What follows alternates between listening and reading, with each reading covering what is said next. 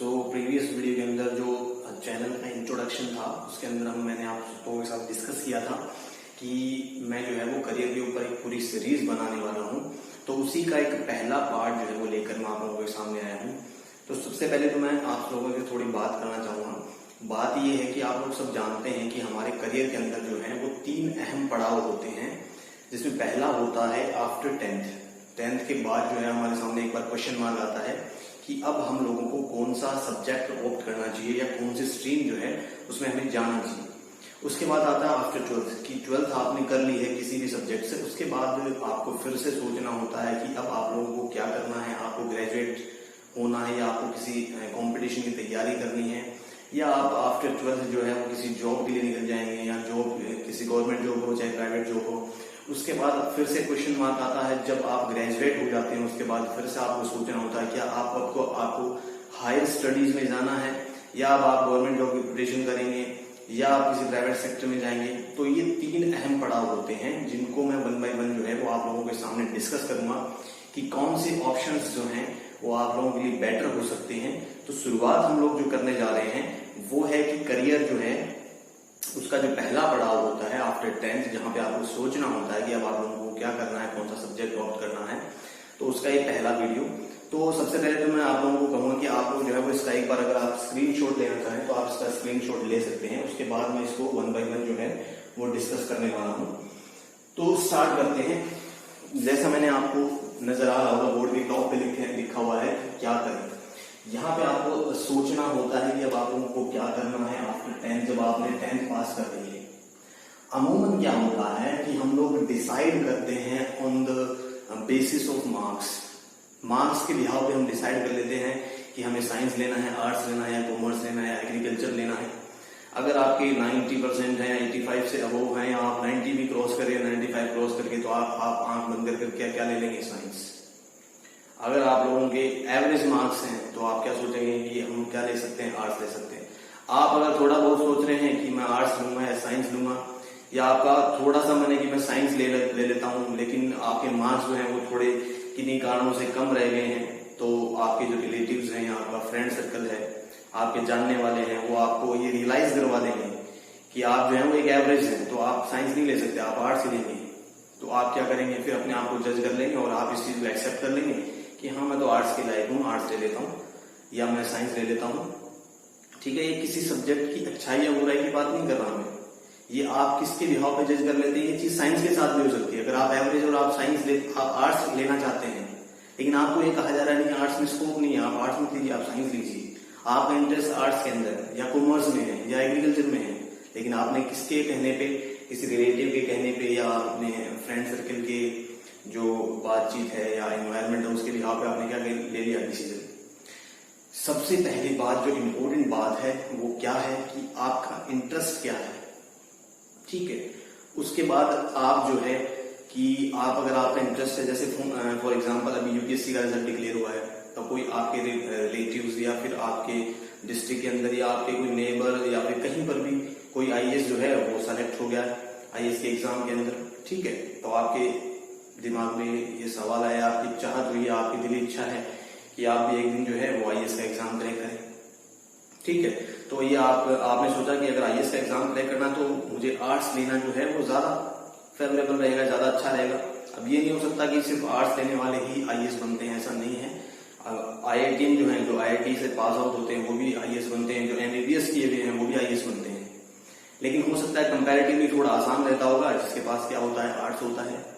या फिर आपके रिलेशन के अंदर कोई जो है वो अच्छे पैकेज के अंदर किसी आईटी कंपनी के अंदर जो है वो वर्क कर रहा है, सॉफ्टवेयर इंजीनियर है, 15-20 लाख का पैकेज है, करोड़ों में पैकेज है, जो होता है अमूमन आप सुनते भी होंगे। ठीक है, तो आपका मानस क्या बन गया कि आप भी जो है वो बीटेक करें किसी अच्छी कॉलेज से और उसके बाद क्या बने, सॉफ्टवेयर इंजीनियर। लेकिन जब आप 12th के अंदर है, 11th के अंदर है, जब आप बीटेक कर रहे हैं तो आपने ये सुन लिया कि कोई आपका रिलेटिव जो है वो आईएएस बन गया, तो आपका मानस क्या हो गया, चेंज। तो कोई कहने का मतलब ये है कि कोई भी लाइन, कोई भी सब्जेक्ट जो है वो बुरा नहीं है। डिपेंड करता है कि आपने जो चीज ऑप्ट करी है, आपने जो सोचा है, जो आपको लगता है कि हाँ मैं ये कर सकता हूं, उसके लिए आप कितना डेडिकेटेड है। ठीक है, मैं ये नहीं कहता कि जिसके 55 है, 60 है, वो साइंस नहीं ले सकता, वो आर्ट्स ही लेगा या वो कॉमर्स ही लेगा या वो एग्रीकल्चर लेगा। किस पे डिपेंड करता है, आप पे डिपेंड कर है या आपका इंटरेस्ट है, ठीक है, या आप उसके लिए कितना ऑनेस्ट हैं, जो चीज आपने ऑप्ट करी है, डिसीजन किसका होगा, आपका होगा। आपकी ही लड़ाई होती है जो आपको लड़नी होती है। अब हम स्टार्ट करते हैं और मैं आपको बताता हूँ वन बाई वन कि आपके पास कौन कौन से सब्जेक्ट्स होते हैं, उनके अंदर आपको क्या क्या पढ़ना होता है। फिर जब मैं 12th का आफ्टर 12th वाली जो सीरीज बनाऊंगा, जो नेक्स्ट लेक्चर होगा हमारा कि 12th के बाद क्या क्या ऑप्शंस होते हैं, तो वो जरूर देखेंगे आप, क्योंकि वहां मैं आपको बताऊंगा कि 12th के बाद आपके पास क्या क्या सब्जेक्ट वाइज जो है साइंस, आर्ट्स, कॉमर्स, एग्रीकल्चर के अंदर क्या क्या ऑप्शंस रहते हैं, ठीक है।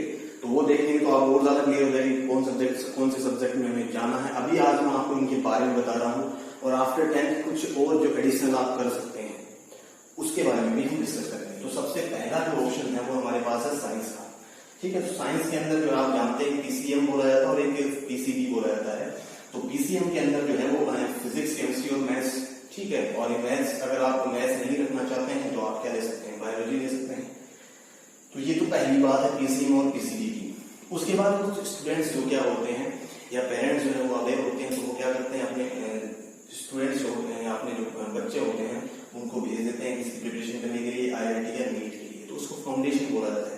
पैरेलल चलते हैं दोनों, आप आईआईटी या नीट की भी प्रिपरेशन कर रहे हैं और उसके साथ साथ जो है वो आप 11th 12th भी कर रहे हैं, ठीक है। तो वो एक डमी स्कूल होता है जहाँ पे आपको स्कूल जाने की जरूरत नहीं होती है, और आप जो है वो लास्ट टाइम जो बोर्ड एग्जाम्स आते हैं उस टाइम पढ़ लेते हैं बोर्ड्स के, और उसके बाद आप एग्जाम देते हैं। तो वहां क्या है कि आप एक अपना टाइम बचा रहे हैं, अपना साल बचा रहे हैं, आप साथ साथ आईआईटी या नीट की तैयारी भी कर रहे हैं और आपका 11th और 12th भी चल रहा है। तो एक अच्छा ऑप्शन माना जाता है। कुछ लोग इसके फेवर में भी होते हैं, कुछ अगेंस्ट में भी होते हैं, ठीक है। कि हो सकता है कि आप पहले स्कूलिंग करें अच्छे से, उसके बाद आप तैयारी करने के लिए जाएं। वो आपके ऊपर डिपेंड करता है कि आपको क्या बेटर लगता है उसके अकॉर्डिंग। नेक्स्ट जो हमारा सब्जेक्ट रहता है वो होता है आर्ट्स, ठीक है। तो आर्ट्स के अंदर आप क्या पढ़ते हैं, आपके पास हिस्ट्री हो सकता है, आपके पास पॉलिटिकल साइंस, उसके बाद ज्योग्राफी या इंग्लिश हो सकता है, आपके पास होम साइंस होता है, फाइन आर्ट्स होता है, ठीक है। इनमें क्या स्कोप होता है हम जब मैं 12th के बाद वाली सीरीज बनाऊंगा तो उसमें आपको ज्यादा समझ में आ जाएगा। तो ये हमारे पास आर्ट्स होता है, इसके अंदर क्या ऑप्शंस होते हैं हम और आगे डिस्कस करेंगे। उसके बाद थर्ड जो होता है वो आपके पास ऑप्शन होता है किसका, एग्रीकल्चर का। एग्रीकल्चर जो है उसके अंदर आपके पास सब्जेक्ट होता है बायोलॉजी, उसके साथ केमिस्ट्री। यहाँ पे आपको फिजिक्स नहीं पढ़ना होता है, क्लियर है। और एक सब्जेक्ट आपके पास क्या रहता है, एग्रीकल्चर ही रहता है। एग्रीकल्चर हो गया, बायोलॉजी और थर्ड क्या हो गया, केमिस्ट्री। और हिंदी इंग्लिश सबके क्या होते हैं, कॉमन होते हैं। उसके बाद आप अगर बात करें कॉमर्स की, तो कॉमर्स के अंदर आपके पास अकाउंटेंसी होती है, ठीक है ना, और एक होती है बिजनेस स्टडीज, और इसके बाद क्या होती है, इकोनॉमिक्स। तो ये ऑप्शन होते हैं कॉमर्स के अंदर। अब जो है वो मैं आप लोगों के साथ डिस्कस करूंगा कि क्या आपके पास इसके अलावा भी कुछ ऑप्शंस होते हैं जो आप आफ्टर 10th करना चाहते हैं, ठीक है। तो एक ऑप्शन होता है मिलिट्री का।